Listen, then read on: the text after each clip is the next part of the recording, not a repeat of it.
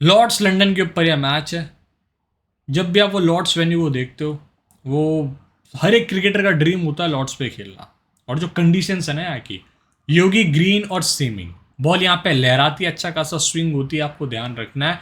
और इंग्लैंड इस वेन्यू पे पिछले 16 में से 8 मैचेस जीती है, 3 मैच इन्होंने ड्रॉ कराए हैं, और करीबन आप कह सकते हैं पिछले 5 ही मैच यहाँ पर हारी है ये 16 में से। और टीम इंडिया यहाँ पे 2021 और 18 में खेली है, 2 मैचेस खेल के एक जीती एक हारी है, और दोनों मैच में टीम इंडिया ने बैट फर्स्ट किया था, तभी भी टीम इंडिया उसमें से एक मैच जीत पाई थी, बहुत बड़ी बात है। अभी रिसेंटली यहाँ पर हमने WTC का फाइनल देखा, वर्ल्ड टेस्ट चैंपियनशिप का, जो जुलाई के सेकेंड वीक के अंदर हुआ था, ऑस्ट्रेलिया साउथ अफ्रीका। उससे पहले यहाँ पे 4-5 मैचेस हुए थे काउंटी क्रिकेट के। तो क्या ऑब्जर्वेशन हो आपको मैं समझाता हूँ। लास्ट मैच 11 जून को हुआ 2025, ऑस्ट्रेलिया वर्सेस साउथ अफ्रीका का मैच। 212 बना, 207 ये बनाया था ऑस्ट्रेलिया ने। South Africa 138। पहली पारी में लग रहा था यार साउथ अफ्रीका तो सस्ते में आउट हो गई, क्या पता वो कम कर पाएगी नहीं कर पाएगी। फिर वहाँ पे 282 बना दिया उन्होंने चेस करते हुए।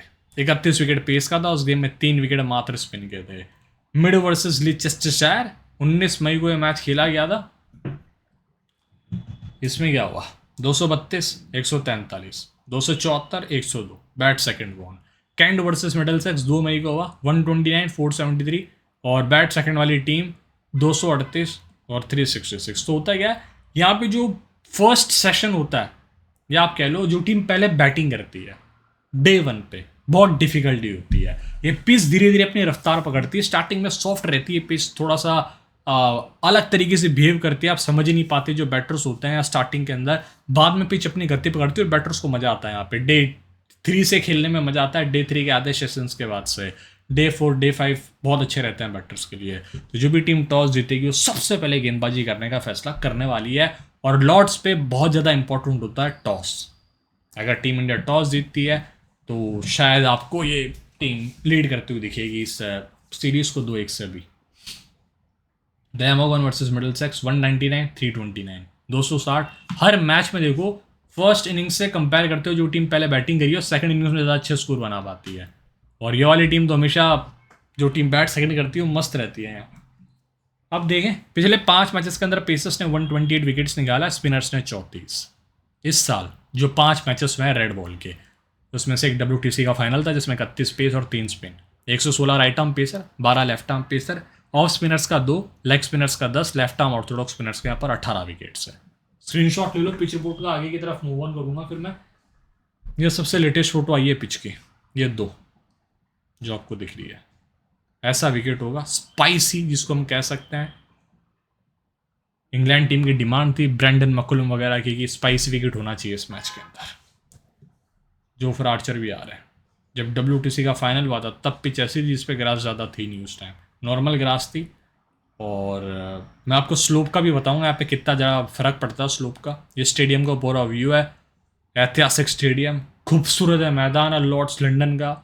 शानदार मैच आपको देखने को मिलने वाला है लॉर्ड्स पे, मज़ा आएगा भाई, पूरा माहौल सेट है यहाँ पर, ठीक है। और जब यहाँ पे WTC का फाइनल हुआ था तब डायमेंशन 67, 63, सामने 80 मीटर्स थे। और ये स्लोप देखो, अमाउंट ऑफ सीम बहुत ज़्यादा होता है लॉर्ड्स के ऊपर। डाउन द स्लोप 0.83 और अप द स्लोप 0.73 डिग्री। अब ये स्लोप है क्या मैं आपको समझाऊंगा। सीम डायरेक्शन एट लॉर्ड्स जो मैं आपसे बता रहा हूँ, डाउन द स्लोप यहाँ पर आपको अच्छा खासा मूवमेंट देखने को मिलता है। जैसे आप स्लोप से नीचे आते हैं, ये स्लोप इस तरह से जाती है लॉर्ड्स के अंदर, ये इस वे के अंदर पूरी। ये स्टेडियम ऐसा नहीं है, ये स्टेडियम थोड़ा सा ऐसा बनाया हुआ है, ध्यान रखना। ये एक स्टेडियम की पता नहीं खासियत है, दिक्कत है, क्या है ये।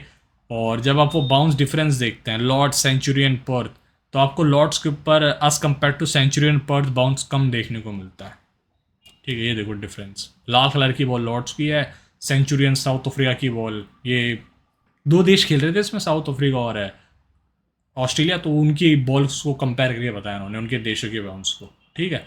और length to hit the top of the stumps, Lord's पे चाहिए 6.8 मीटर्स स्टम्प्स, आपको स्टप पे डालनी पड़ेगी बॉल, ठीक है। थोड़ा सा आपको लेंथ को पीछे खींचना पड़ता है तब जाके स्टम्प्स पे लगती है।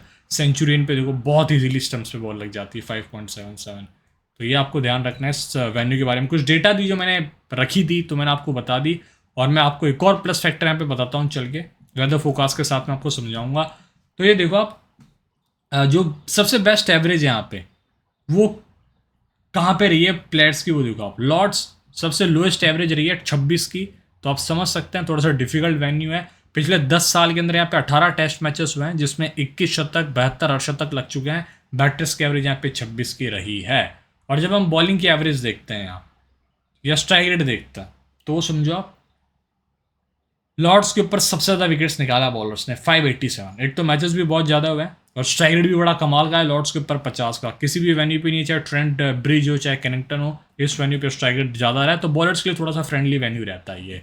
तो कैसे लगी आपको पिच रूट बताना, वेदर फोकस एकदम सही है। संडे के दिन फाइनल डे होगा और इसी हिसाब से ये टेस्ट मैचेस को कवर किया जाता है कि वेडनेसडे से शुरू हो, डे 1 आई मीन थर्सडे से शुरू हो, डे 1 डे 2 डे 3 डे 4 फिर डे 5, संडे मंडे तक ही खत्म हो जाए पूरे।